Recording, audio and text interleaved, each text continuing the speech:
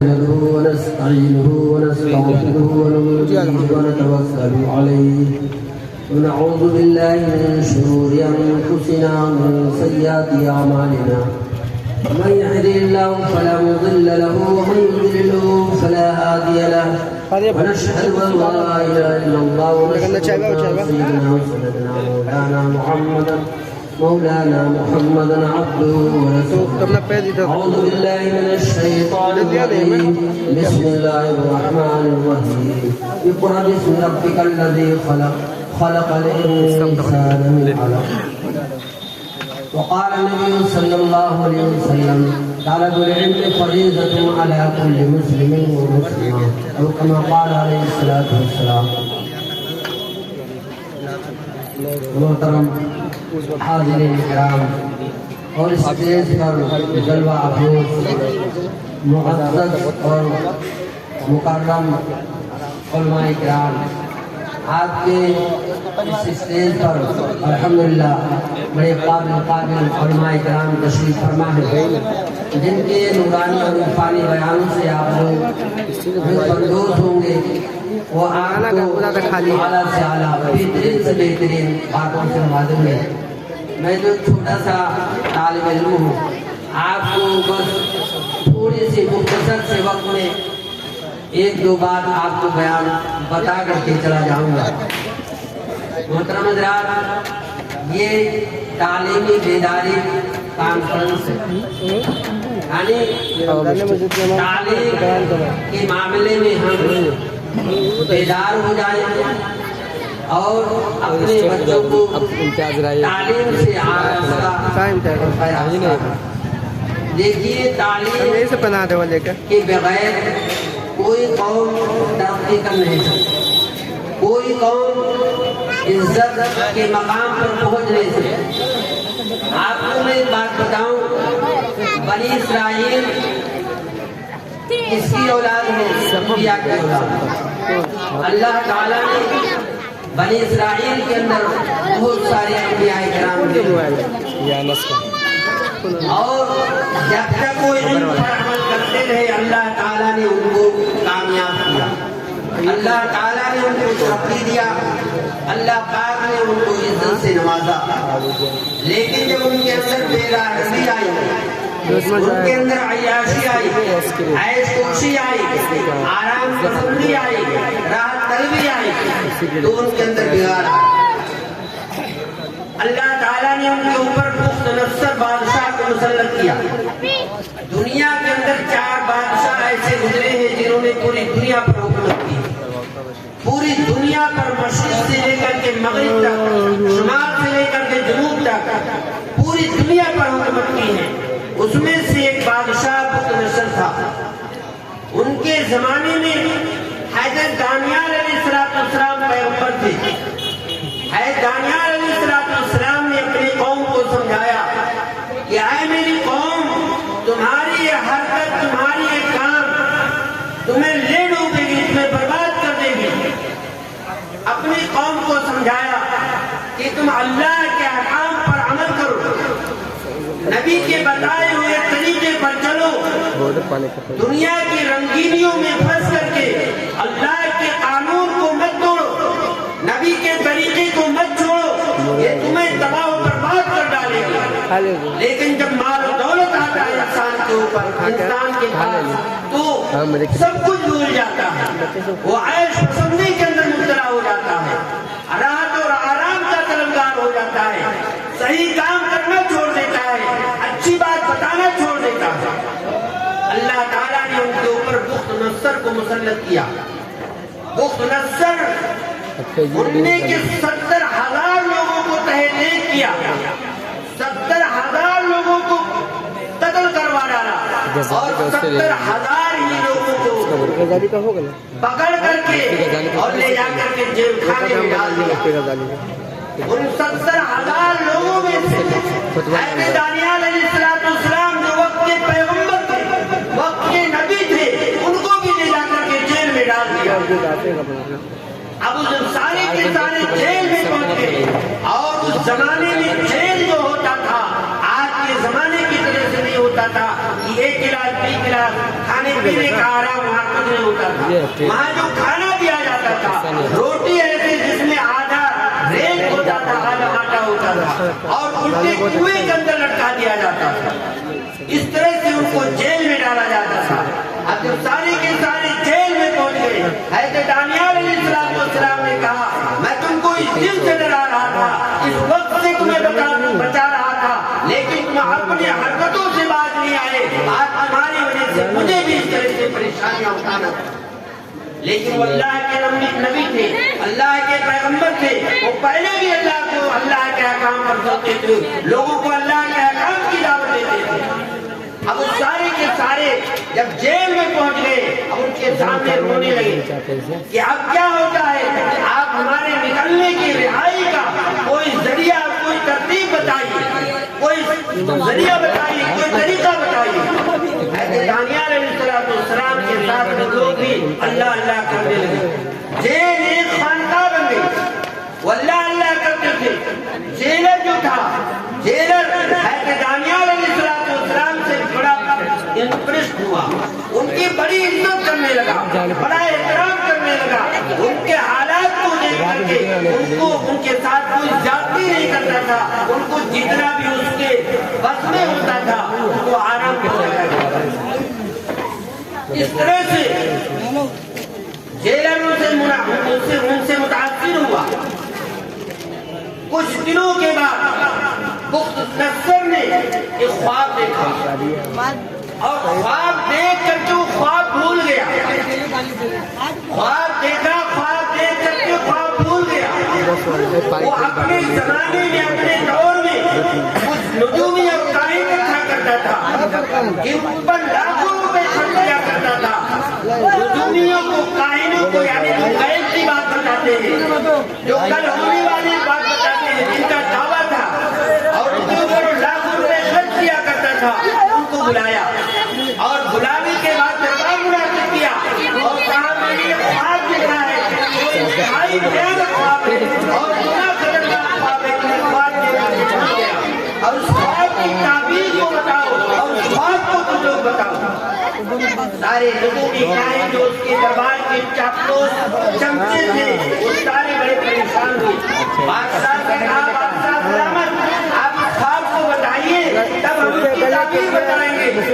کیا مطلب اس کو بتائیں گے. انہوں نے کہا میں خواب دیکھ کر کے بھول گیا اور تم غیب جانے کا دعویٰ کرتے ہو کہ میں غیب جانتا ہوں. اگر تم لوگوں نے میرے خواب کو نہیں بتایا اور میری خواب کی تعبیر کو نہیں بتایا تو تم سب کو قتل کروا دوں گا اور خالی تمہیں نہیں تمہاری اولاد کو تمہاری نسلوں کو بھی تباہ کر دوں گا.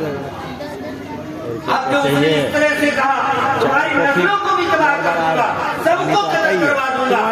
اب وہ نجومی اور اب ان کے ہوش خراب ہو گئے اور بڑے پریشان ہوئے کیا ہوگا. اب تو ہماری جان گئی اور ہم ہی خالی نہیں مارے جائیں گے ہماری اولاد کو بھی مار دیا جائے گا. اب سارے پریشان. یہ بات جنگل کے آگ کی طرح سے پوری مشہور ہو گئی. کون سی بات ہے. پہنچتے جیلر تک کی بات پہنچی.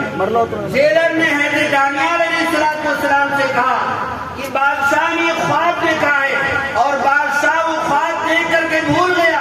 اپنی نجومیوں سے کاہنوں سے کہہ رہا ہے میرے خواب کو بتاؤ اور اس کی تعبیر کو بتاؤ ورنہ تم سب کو قتل کروا دوں گا.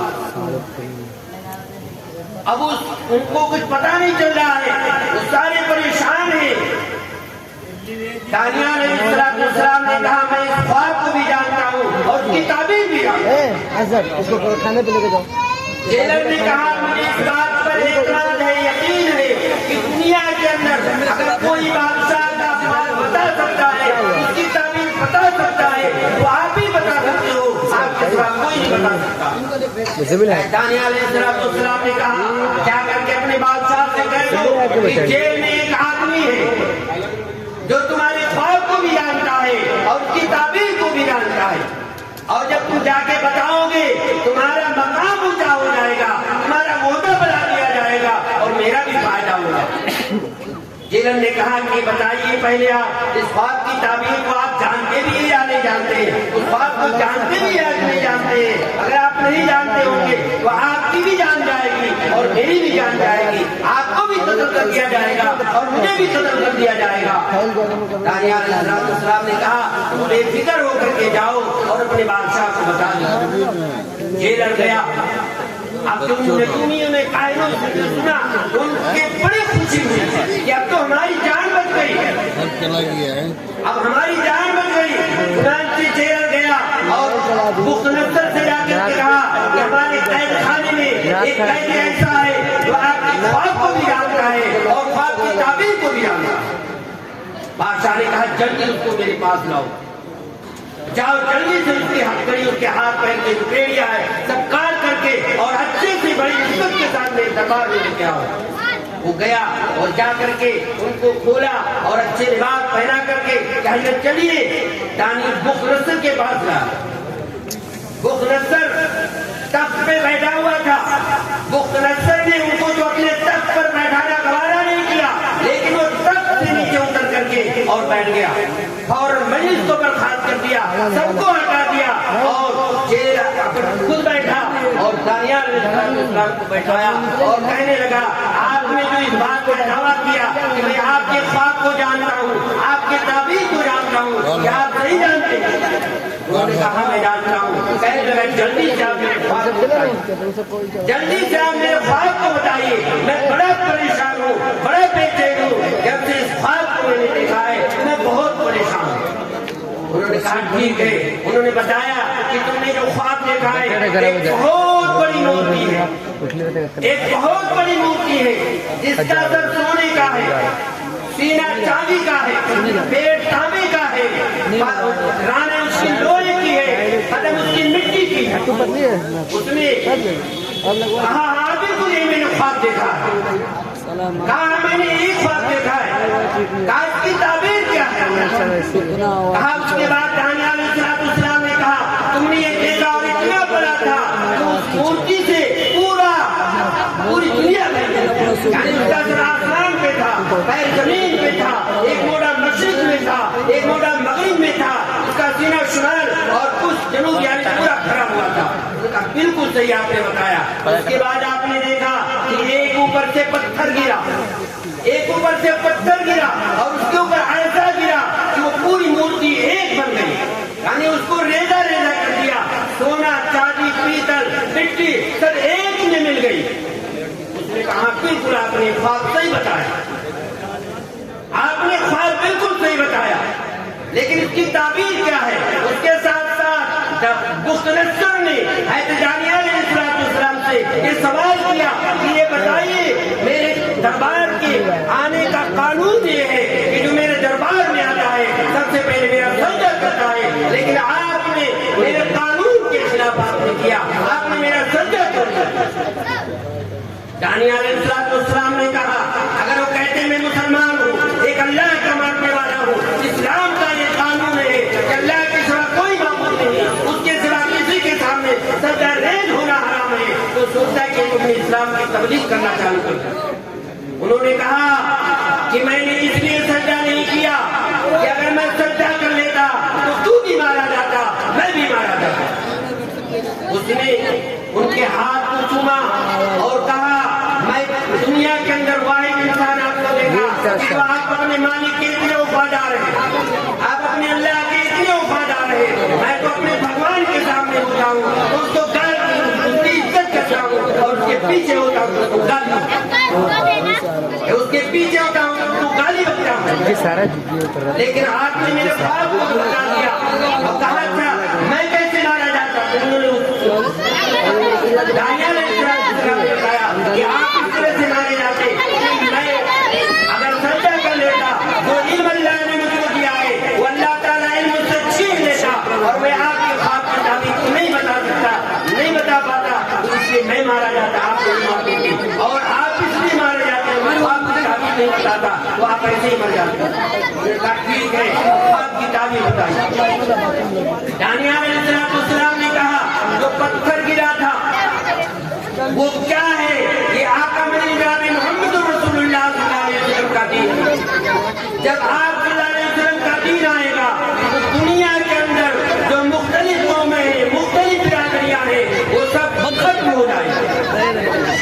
اور یہ جو آپ نے بدھ کو دیکھا تھا، جو سر سونے کا دیکھا تھا، دنیا کے اندر مختلف قومیں ہیں. کوئی قوم کہتی ہے کہ میری پیدائش سر سے ہوئی ہے، اس لیے میں سب سے اعلیٰ ہوں، سب سے بہتر ہوں، میرے مقابل کا کوئی نہیں ہے. اور کچھ قوم کہتی ہے کہ میں سینے سے پیدا کیا گیا ہوں، اس لیے مجھ سے میرا مقام بہت کم ہے.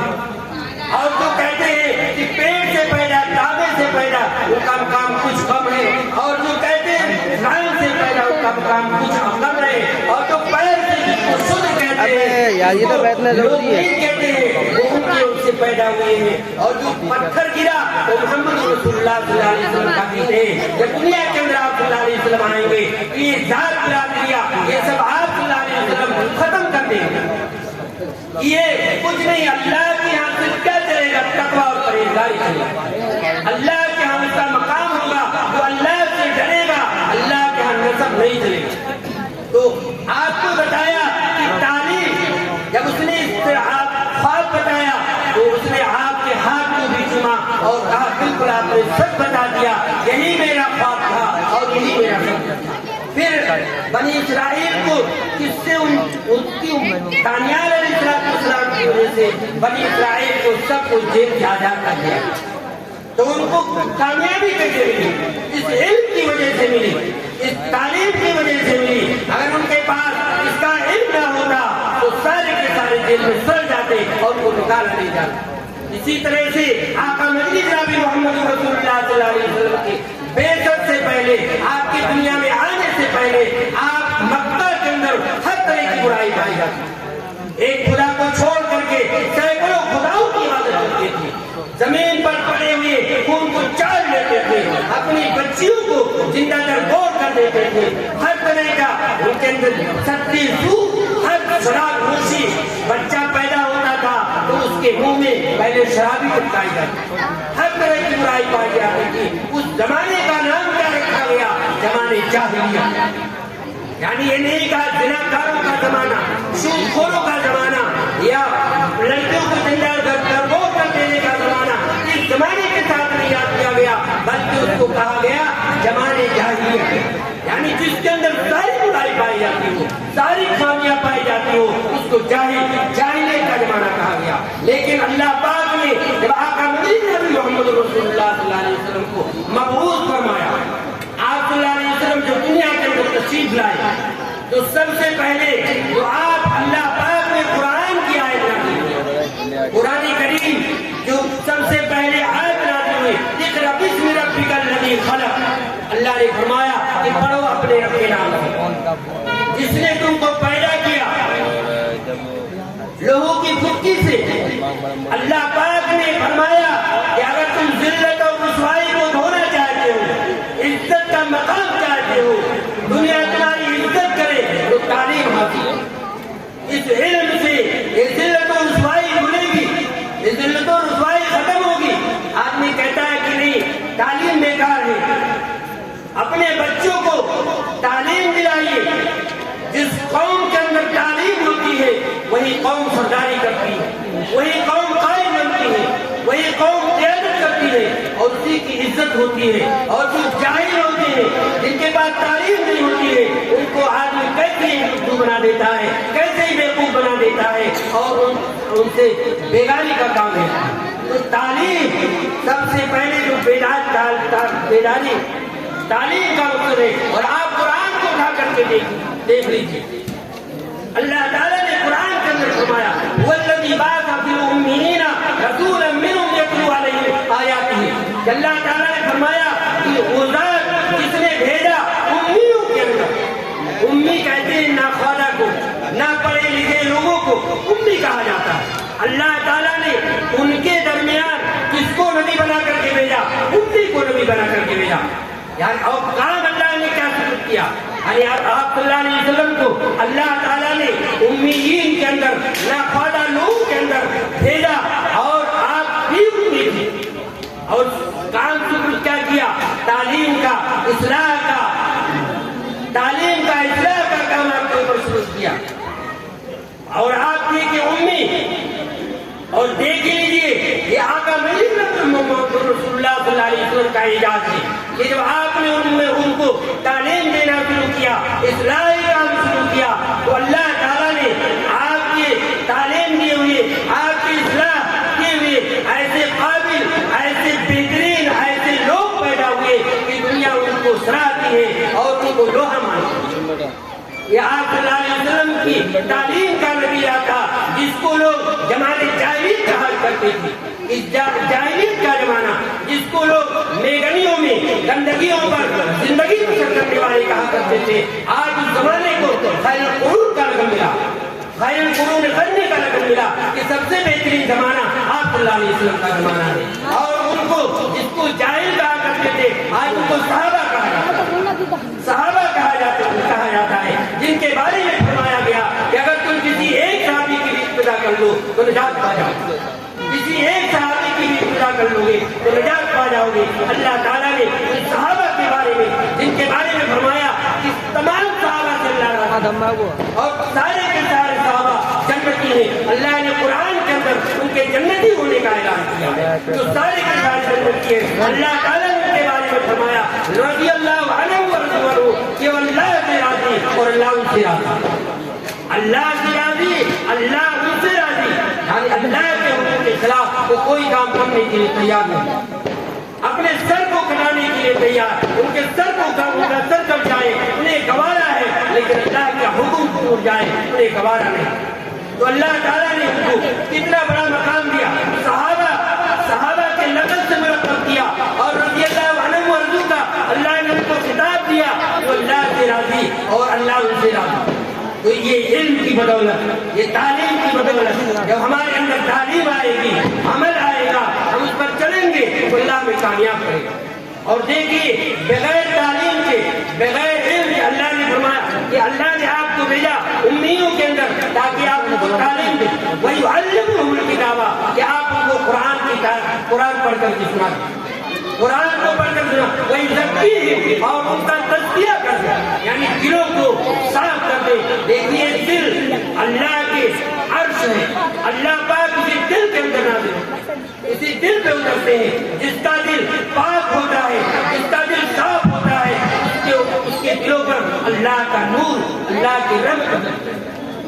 اور یہ دل سب سے پہلے دل کو صاف کرنا، تو اللہ نے فرمایا کہ دل کو صاف ہو، یعنی کینہ سے، کبر سے، حسد سے، ان تمام چیزوں سے دل کی صفائی ہو۔ اور اللہ نے فرمایا کہ آپ کو تعلیم دو، وَيُعَلِّمُهُمُ الْكِتَابَ وَالْحِکْمَةَ، اور آپ کو قرآن پڑھ کر کے سنا دے اور حکمت کی باتیں بتا دے۔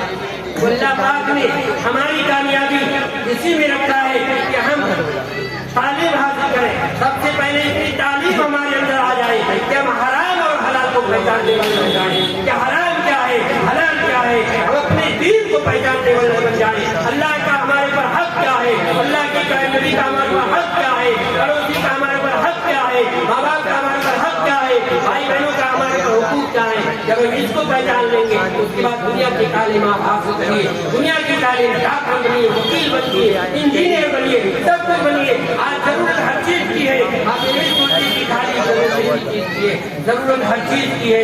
صحابہ کرام نے ہر چیز کو حاصل کیا، آپ صلی اللہ علیہ وسلم خطوط دوسرے لوگوں سے لکھوایا کرتے تھے، صحابہ نے ان کی تعلیم حاصل کی، ان کے زبان کو حاصل کیا، پھر صحابہ کرام خود خط لکھا کرتے تھے۔ تو ایسا نہیں کہ ہم انگلش یا کوئی چیز حاصل نہ کریں، سب کچھ حاصل کریں تاکہ ہم ہر ایک سے منہ توڑ جواب دے سکیں اور ان کی زبان میں، ان کے آنکھ میں آپ ڈال کر کے ہم بتا سکیں کہ ہم بھی تعلیم والے ہیں، ہمارے پاس بھی علم ہے اور ہم اچھی اور بری چیز کو پہچانتے ہیں۔ اور جب حد تک ہم قربانی نہیں دیں گے، اپنے اولاد پر محنت نہیں کریں گے، تب تک کچھ نہیں ہوگا۔ آج ہم سوچتے ہیں کہ اولاد ہو گئی، ان کے لیے مکان بنا دو، دکان بنا دو، یہی سب کچھ ہے، نہیں یہ سب کچھ نہیں ہے۔ سب سے پہلے ان کو تعلیم دلا دو، اتنی تعلیم دلا دو کہ اچھے برے کو پہچاننے لگے، صحیح جائز اور حرام کو پہچاننے لگے۔